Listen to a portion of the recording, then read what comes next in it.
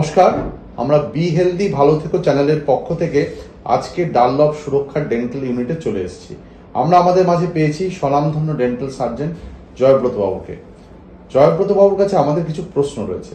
আমাদের কাছে মাঝে মাঝে বিভিন্ন মানুষ প্রশ্ন করেন, এই ধরুন নেমন্তন্ন বাড়িতে খেতে গিয়ে কিছু আটকে গেল দুটো দাঁতের মাঝখানে, সেই ক্ষেত্রে কি টুথপিক ব্যবহার করা উচিত কি উচিত না? অনেক এমনও মানুষ আমাদের বলেন টুথপিক ব্যবহার করতে গিয়ে দুটো দাঁতের মাঝখানে টুথপিক ভেঙেও থেকে যায়। তো আপনি ডাক্তারবাবু এই বিষয়ে আপনার কি মতামত আমরা জানতে পারলে ভীষণভাবে উপকৃত হতাম। আচ্ছা, তাহলে সবার আগে আমি বলি যে দুটো দাঁতের মাঝে যখন আপনার খাবার ফেসে যাচ্ছে বা সেখানে আটকে রয়ে যাচ্ছে, তখনই বুঝতে হবে যে আপনার কিন্তু একজন দন্ত চিকিৎসকের পরামর্শ নেওয়া উচিত। কারণ জেনারেলি আমাদের দুটো দাঁতের মাঝখানে যে কন্ট্যাক্টটা থাকে, সেই কন্ট্যাক্টটাকে আমরা আমাদের ভাষায় এমব্রাসিওর বলে থাকি, এবং এটা আমাদের সেলফ ক্লিনজেবল একটা জায়গা। মানে আপনি যাবতীয় যা খাবেন সেগুলো অটোমেটিক্যালি কিন্তু এখানে ক্লিন হয়ে যাওয়ার কথা। যদি হচ্ছে না, তাহলে ধরেই নিতে হবে যে আপনার কিন্তু মাড়ির সমস্যা রয়েছে, যার কারণে কিন্তু দুটো দাঁতের মাঝখানে খাবার ফেসে যাচ্ছে।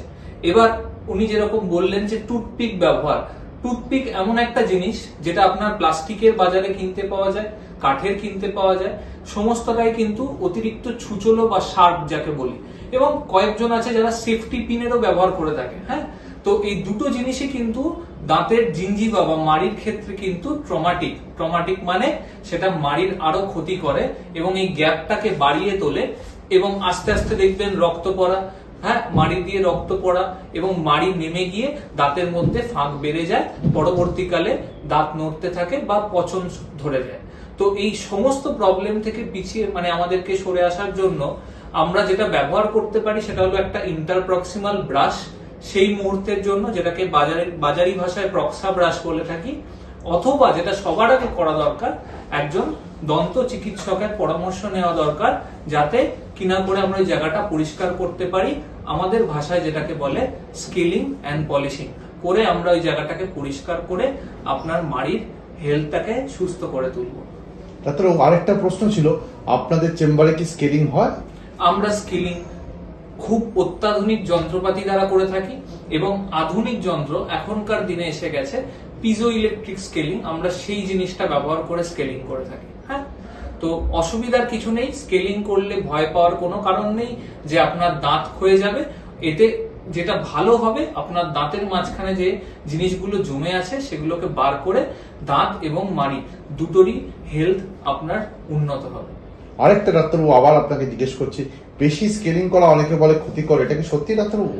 না, দেখুন, স্কেলিং হলো কি এমন একটা প্রসেস যেখানে আমরা আল্ট্রাসনিক ভাইব্রেশন দিয়ে দাঁতের উপর থেকে মানে এক্সটার্নাল সারফেসে যেগুলো লেগে থাকে সেগুলোকে আমরা ভাইব্রেট করে বার করে দিচ্ছি। হ্যাঁ, এর ফলে কিন্তু কোনো রকম ভাবে কোনো এনামেল বা ডেন্টিন বা পাল্পের ক্ষতি হয় না। হ্যাঁ, স্কেলিং থেকে যেটুকুনি হিট জেনারেট হয় মেশিনটা থেকে, তার সাথে একটা সুন্দর ওয়াটার জেটের ব্যবস্থা থাকে, যেটা দিয়ে আমরা কুলিং করে দিই, এবং সেই সমস্যা কিন্তু কিছুই হয় না। হ্যাঁ, এটা কিন্তু একটা মিথ, হ্যাঁ, যে স্কেলিং করলে দাঁতের ক্ষতি হয়। প্রত্যেক 6 মাস অন্তর অন্তর একটি স্কেলিং সমস্ত মানুষের ক্ষেত্রে দরকার, মিনিমাম বছরে একবার কিন্তু প্রয়োজনীয়। অশেষ ধন্যবাদ আপনাকে আমাদের এই অত সুন্দর বক্তব্য প্রকাশের জন্য। অসংখ্য ধন্যবাদ ডাক্তারবাবু।